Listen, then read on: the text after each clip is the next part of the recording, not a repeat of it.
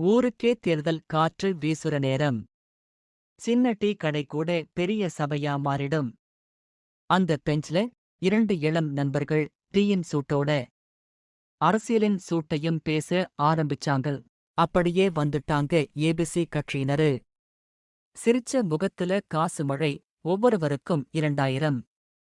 எங்களுக்கு ஓட்டு போட்டுருங்கன்னு பணம் தள்ளினாங்க. காசு எரியுற மாதிரி.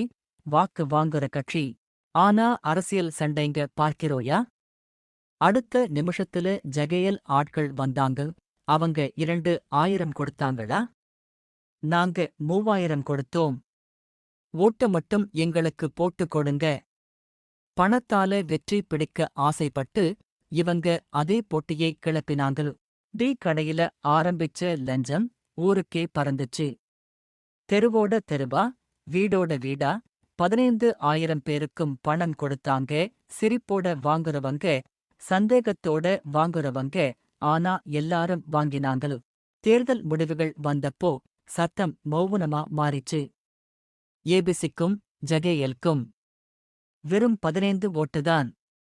கோடிகளா காசு பறக்க வச்சதுக்கே 2 கட்சிக்கும் வெறும் கை கொட்டுதான். அந்த ஓட்டு போட்டவங்க யார்னு கேட்டப்போ உண்மை வெளிச்சமா வந்துச்சு.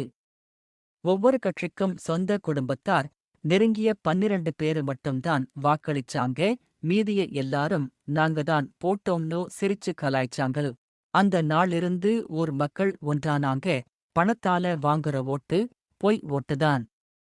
உண்மையா சேவை பண்ணுறவங்கதான் எங்க வாக்கு பெறுறாங்க ன்னு முடிவெடுத்தாங்க. சத்தமாய் ஒலிச்ச அந்த வார்த்தை இன்று பாடமாயிருக்கு. சேவைதான் உண்மையான ஓட்டு.